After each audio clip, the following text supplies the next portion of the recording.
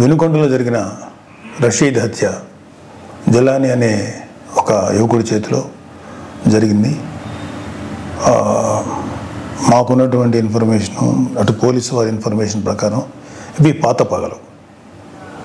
వాళ్ళకి మధ్యలో జైలుకి పంపాడని ఒక అతను, అందుకని పగబట్టాడని ఇతను, అతన్ని నడి రోడ్డు మీద నరికి చంపారు. ఇది నిజంగా చాలా తప్పు, అది ఎవరు చేసినా సరే. కానీ మీరు దీనికి రాజకీయ రంగు పొలవటానికి ట్రై చేయకండి. మీరు ఫస్ట్ పాయింట్, వైసీపీ నేత జగన్మోహన్ రెడ్డి గారికి మర్యాదపూర్వకంగా చెప్పేది ఏంటంటే, ఇంతకాలం మీరు శవరాజకీయాలు చేసే ఇంత దూరం వచ్చారు. జనాలు మీరు చెప్పే మాటల్ని నమ్మటం ఎప్పుడో మానేశారు.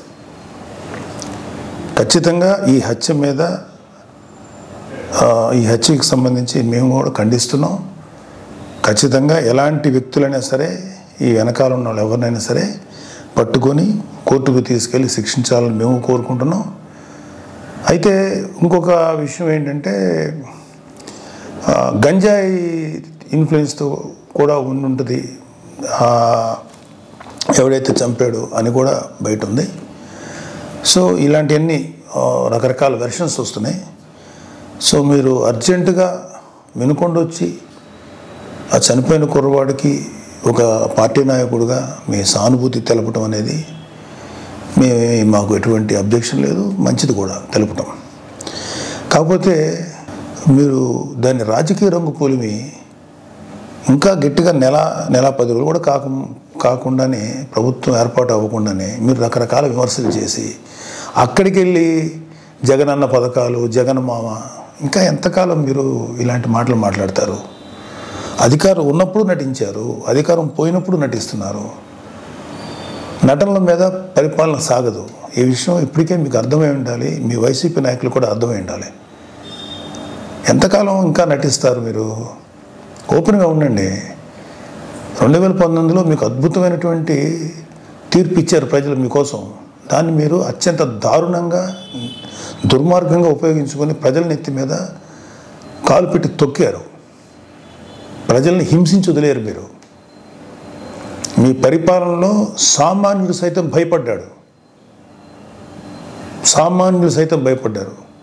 ప్రజల కోసం నిలబడిన కొంతమంది నాయకులు, కొంతమంది కార్యకర్తలు తప్ప ప్రతి ఒక్కరు భయపడ్డారు, ప్రతి వాళ్ళు భయపడ్డారు. మీరు ఇప్పుడు వచ్చేసేసి ఏదో అన్యాయం జరిగిపోయింది, డెఫినెట్గా ఇది తప్పే, దీన్ని మేము ఖండిస్తున్నాం. కానీ దీనికి రాజకీయ రంగు పూలిమి ఈ శవరాజకీయాలు చేయకండి. కూటమి ప్రభుత్వం పరిపాలనా పరంగా ఏదన్నా ఉంటే విమర్శించండి. ఇంకా నెల కూడా కాకపోయినా సరే అది చేయలేదు, ఇది చేయలేదు అన్నారు. ఓకే, అది ఎలా చేయాలో మాకు తెలుసు.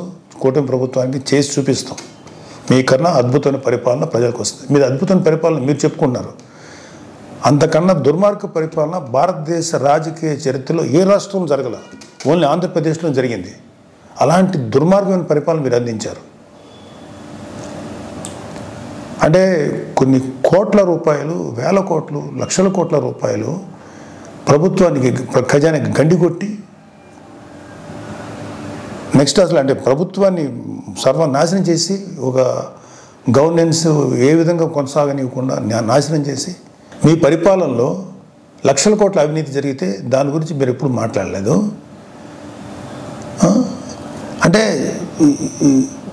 మీరు పెట్టిన బొక్క, అంటే మన రాష్ట్ర ఖజానాకి కనీసం 2-3 మినిమం 4-5 ఏళ్ళు పడుతుంది మినిమం ముందు ఆ బొక్క పుడ్చడానికి.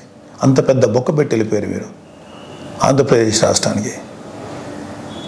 అర్జెంటుగా అది చేయలేదు, ఇది చేయలేదు. నెల రోజులు కూడా కాలేదు స్వామి. 2019లో పరిపాలన మొదలుపెట్టినప్పుడు 6 నెలలు మాట్లాడలేదు, ప్రతిపక్షంలో ఉన్నాం మేము. మీకు అర్జెంటుగా వచ్చేసి అది చేయలేదు, ఇది చేయలేదు. చేస్తారు, ప్రతిదీ చేస్తుంది కూటమి ప్రభుత్వం, ప్రతిదీ చేస్తుంది. చంద్రబాబు నాయుడు గారు కానీ, పవన్ కళ్యాణ్ గారు కానీ నిబద్ధత ఉన్న మనుషులు. ఎలా చేయాలో అలా చేస్తారు. ప్రజలకు ఎంత మంచి చేయాలో చేసి తీరుతారు. మీలాగా పెర్ఫార్మెన్స్లు, దొంగ మాటలు చెప్పి తప్పించుకునే వ్యక్తులు కాదు, గుర్తుపెట్టుకోండి.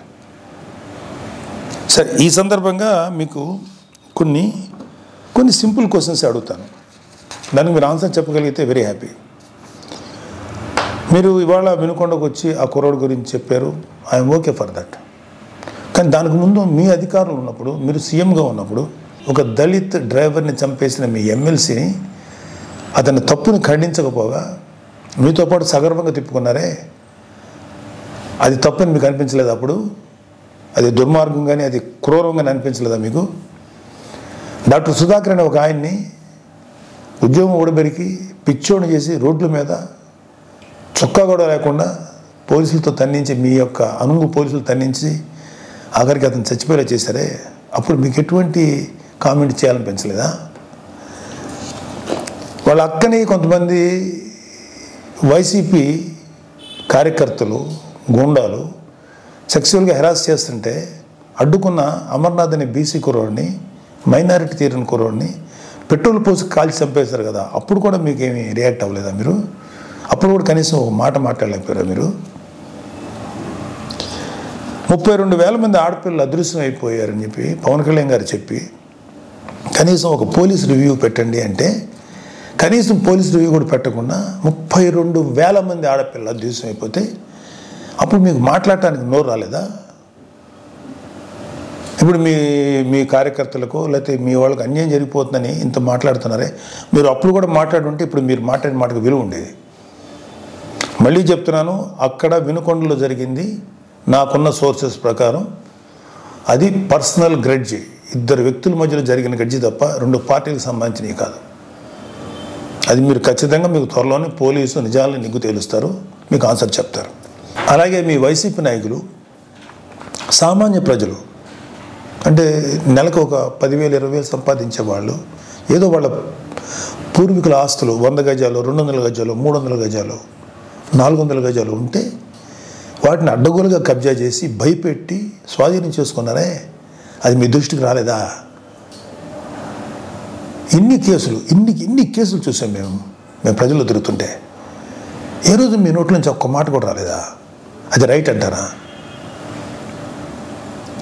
ఏపీ ల్యాండ్ టైటిలింగ్ యాక్ట్ అని పెట్టి ప్రజల ఆస్తులను కాజేయడానికి మీరు ఎంత కుట్ర పన్నారు, దాన్ని మేము సమర్థవంతంగా ఎదుర్కొని ప్రజలకు తెలియబట్టాక ప్రజలు వాళ్ళు సేవ అయ్యారు మీ దుర్మార్గమైన పరిపాలన నుంచి. అది మీకేమీ తెలీదా? నిజంగా ప్రజలు ఇవాళ రెండోసారి మిమ్మల్ని రాకుండా ప్రజలు తమను తాము కాపాడుకున్నారు కూటమిని ఎన్నుకోవడం ద్వారా.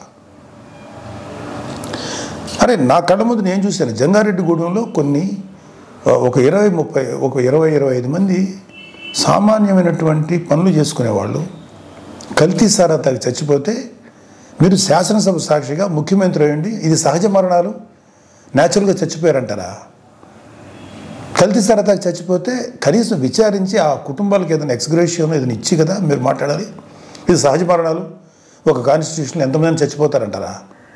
అది మీకేమి అసలు మీకు చెమకుట్టినట్టు కూడా అనిపించలేదు? అప్పుడు కౌలు రైతులు కొన్ని వేల మంది ఆత్మహత్యలు చేసి చచ్చిపోయారు. వాళ్ళకి కనీసం సింపతి చూపించకపోగా ఏమాత్రం కొద్దిపాటి సాయం కూడా చేయలేదు మీ ప్రభుత్వం, వైసీపీ ప్రభుత్వం. వాళ్ళ కుటుంబాలు రోడ్డును పడిపోతుంటే వాళ్ళ కనీసపు సానుభూతి కూడా లేదు మీ దగ్గర నుంచి. అదే తప్పు కదా మీకు? వాళ్ళ పిల్లలు రోడ్లు పడిపోయి నాశనం అయిపోతుంటే అదే రైతులు భరోసా, రైతులకు మీరు ఇచ్చేటువంటి ఇదే.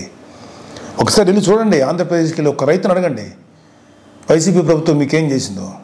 మాకన్నా కూడా మీ వైసీపీ పార్టీకి మాడు పగిలిపోయే ఆన్సర్స్ వాళ్ళే చెప్తారు. మేము చాలా తక్కువ చెప్తున్నాను. ఇంకా వర్షాలకి పంటలు పాడైపోయినాయండి, మాకేంటి దారి అని చెప్పి మీ వైసీపీ ఎమ్మెల్యేని అడిగితే రైతులు ఎరిపప్పులు అనేంత చులకనగా మాట్లాడితే అరే తప్పురా బాబు ఇట్లా అనకూడదని అని చెప్పాల్సిన బుద్ధి చెప్పాల్సిన బాధ్యత లేదా మీకు? అప్పుడు మీరేం మాట్లాడలేదా? ఏమంటే మీ పరిపాలనలో గంజాయి డ్రగ్స్ విచ్చలవిడిగా అమ్ముడైనయే, విచ్చలవిడిగా జనాల్లో చలామణి అయినాయే, బ్లేడ్ బ్యాచ్లు దుర్మార్గపు మనుషులు తయారయ్యారే, ఎంతోమంది జీవితాలను పొట్టను పెట్టుకున్నారే. ఆ గంజాయిని ఆపాలను లేకపోతే ఆ డ్రగ్స్ని కంట్రోల్ చేయాలనేటువంటి ఆలోచన మీకు రాలేదా? ఎందుకు వస్తుంది? మీ ఎమ్మెల్యేలు మీ కార్యకర్తలు ఎవరైతే ఉన్నారో ఇలాంటి పనులు చేసి వాళ్ళు అడ్వాంటేజ్ పొందుతున్నారు కాబట్టి మీరు కూడా ఏం మాట్లాడలేదు. ప్రజల పక్షాన నిలబడి పోరాడుతున్న పవన్ కళ్యాణ్ గారు, చంద్రబాబు నాయుడు గారు ఇలాంటి నాయకుల్ని మీరు వాళ్ళ విధి విధానాలను విమర్శించకుండా వాళ్ళ వ్యక్తిగతమైన జీవితాల్లోకి ఎంటర్ అయిపోయి వాళ్ళ కుటుంబాన్ని రోడ్డుకి ఇచ్చాలని ట్రై చేసి వాళ్ళ ఫ్యామిలీస్ మీద మాట్లాడినప్పుడు మీకు కనీసం చేమకుంటున్నట్టు అనిపించలేదా? ఇదే మీరు చేసిన నిర్వాహకం. ఇప్పుడు వచ్చేసి మహానుభావులాగా ఒక మెస్సైలాగా వచ్చి మాట్లాడుతున్నారా మీరు కానీ మీ నాయకులు ఎవరైనా సరే?